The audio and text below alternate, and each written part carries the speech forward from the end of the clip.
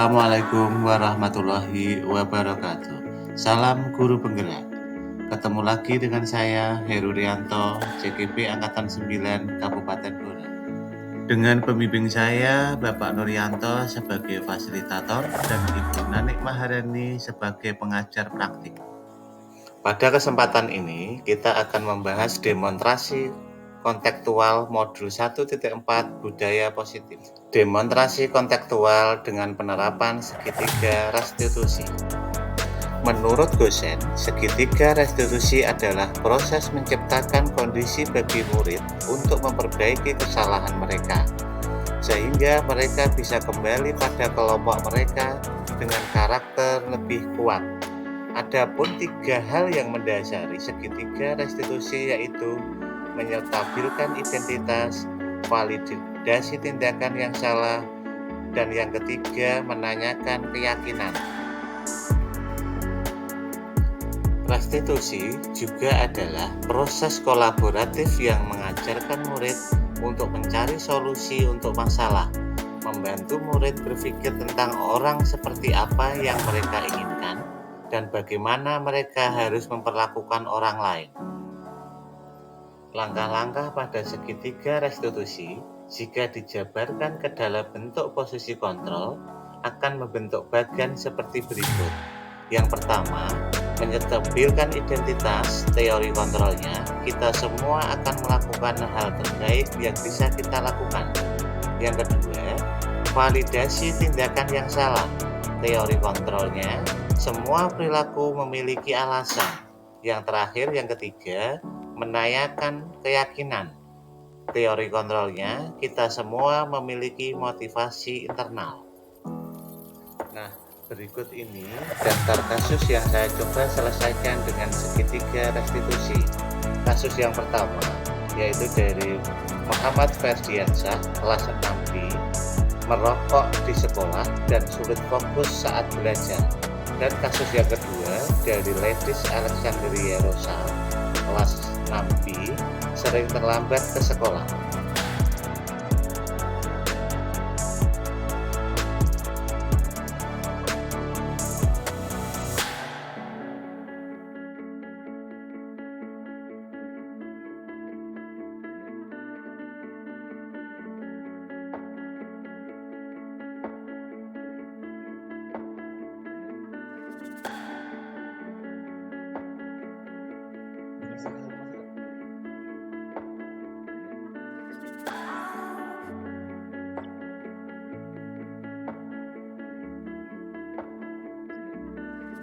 Selamat pagi, Fer. Pagi juga, Pak. Apa kabarnya hari ini? Baik. Kira-kira tahu nggak? Saya panggil di sini ada apa? Tidak. Tidak tahu. Menurut pengamatan saya, Ferdi itu tadi pas pelajaran tidak fokus dalam pelajaran. Yang kedua, ini ada laporan dari teman. Kamu itu sewaktu istirahat merokok di kamar mandi. Benar tidak? Coba jujur. Benar atau tidak? Tidak apa-apa kalau jujur.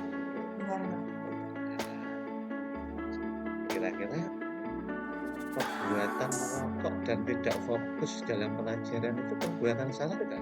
Salah. Salah. Iya. Semua pasti orang itu melakukan suatu kesalahan. Termasuk saya.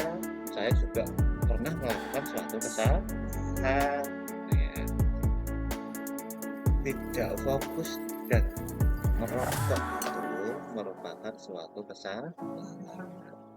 Ya, Pak Heru tidak mau mencari suatu permasalahan di sini, tapi saya ingin membantu supaya kamu tidak merokok lagi dan fokus dengan pelajaran lagi, yaitu mencarikan solusinya supaya kamu tidak berbuat kesalahan. Coba kamu ceritakan kenapa kamu tidak fokus dalam pelajaran dan merokok di kamar mandi. Coba kamu ceritakan awalnya bagaimana? Saya berteman dengan orang besar. Orang besar yang dimaksud gimana ini? Anak saya. Oke. gitu ya. Nah, setelah itu gimana? Kok berkumpul kok jadi bisa merokok? Awalnya saya ditawari, terus saya diterima, Tidak terus dipaksa. paksa. Cara maksanya bagaimana? Diambil rokoknya, terus Oke, maksudnya ditaruh di mulutmu. Tapi kamu ya diam saja ya? nanti buatan mungkin berantem bakal. Diancam itu ya? Iya. Ya udah. Tapi bagaimanapun itu adalah melanggar apa istilahnya itu perbuatan yang Salah. masih ingat ya keyakinan kelas kita? Keyakinan kelas apa yang kamu langgar kira-kira itu? Disiplinan dan kejujuran. Kedisiplinan dan kejujuran.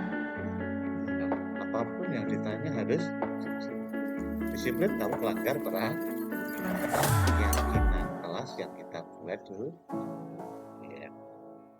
Sudah paham apa yang kamu lakukan supaya tidak melakukan perbuatanmu itu lagi? Sudah.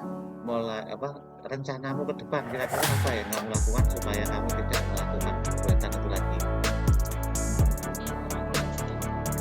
Jadi temanmu maksudnya yang teman-temanmu yang sudah besar nanti ya yang kamu katakan tidak supaya tidak nawarin lagi. Kemudian mungkin ada lagi Tidak berteman sama teman yang merokok. tidak berteman dengan teman yang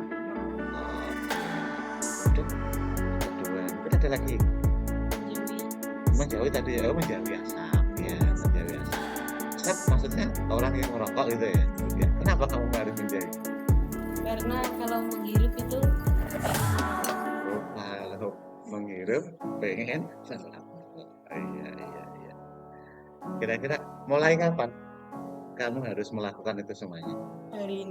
hari ini. Jadi ya ya semoga dengan permasalahan kamu bisa tidak merokok lagi dan fokus dan belajarnya dan kamu bisa melakukan semua yang kamu tadi katakan dan menjadi anak yang soleh dan membanggakan orang tua ya.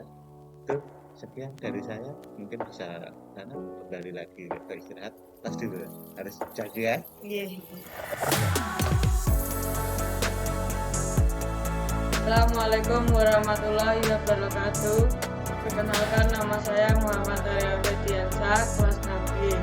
Kasus saya ialah kurang fokus belajar saat belajar di kelas, dan saya pernah merokok di kamar mandi. Setelah saya berbicara dengan wali kelas saya diberi solusi untuk tidak merokok lagi di kamar mandi, dan saya berjanji tidak mengulangi merokok di kamar mandi lagi. Sekian dan terima kasih. Wassalamualaikum warahmatullahi wabarakatuh.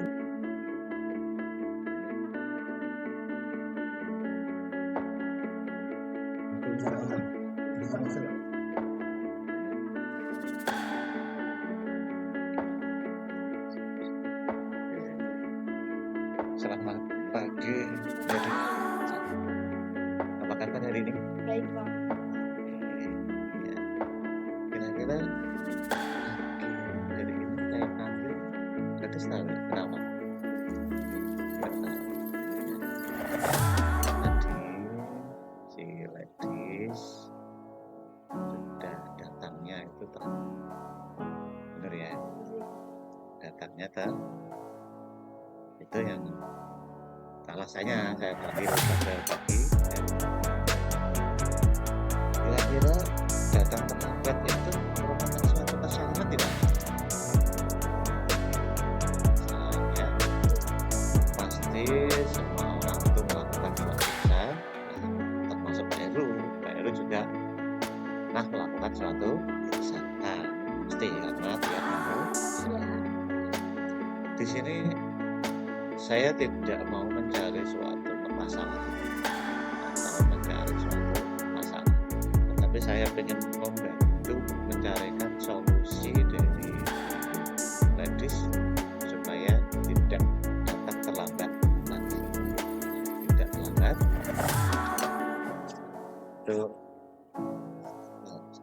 alasan saya nyuruh kamu ke sini.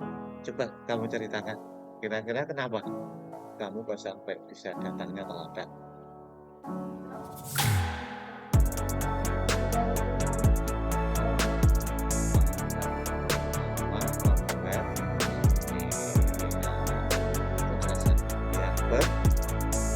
Kemudian ada alasan apa? Hanya itu aja ya. Boleh, tidak dilarang membantu orang tua itu tidak dilarang. Tapi jangan sampai larut malam. Akhirnya seperti ini. Kalau larut malam, akhirnya barunya kesiangan, datangnya terlambat. Dan itu kira-kira permasalahannya. Kemudian masih ingat keyakinan kelas kita? Kira-kira keyakinan kelas apa yang kamu lakukan? Kedisiplinan, apa yang kamu lakukan atau rencanamu ke depan supaya kamu tidak melakukannya terlambat lagi? Tidak tidur terlalu larut. Itu yang kedua mungkin ada, atau itu aja rencanamu?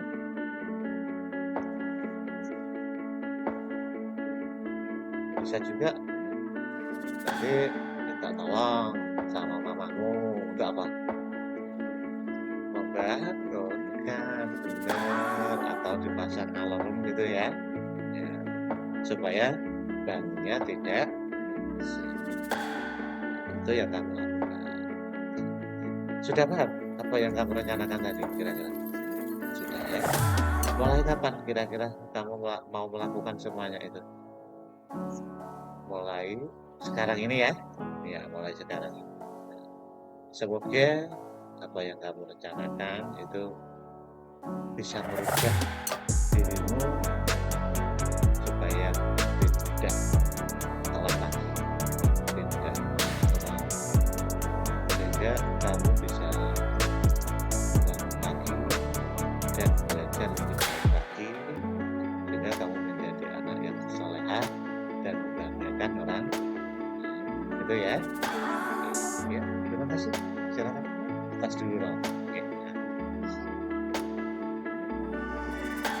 Assalamualaikum warahmatullahi wabarakatuh. Perkenalkan, nama saya Leticia Sandiarsa Masito. Saya dari kelas 6B. Kesalahan yang saya perbuat adalah sering terlambat masuk sekolah dikarenakan tahun kesiangan. Saya menyadari kesalahan yang saya perbuat dan saya berjanji tidak akan mengulangi lagi. Sekian dari saya. Wassalamualaikum warahmatullahi wabarakatuh. Setelah menerapkan segitiga restitusi dan mendengarkan testimoni dari peserta didik, saya melakukan refleksi, yaitu setiap perilaku memiliki tujuan tertentu. Perilaku menyimpang pada peserta didik disebabkan oleh kebutuhan dasarnya yang belum terpenuhi. Oleh karena itu, guru perlu menumbuhkan disiplin positif dalam diri peserta didik dan perilaku yang menyimpang diperbaiki melalui restitusi. Nah, itulah pembahasan saya tentang segitiga restitusi. Sampai jumpa di pertemuan selanjutnya.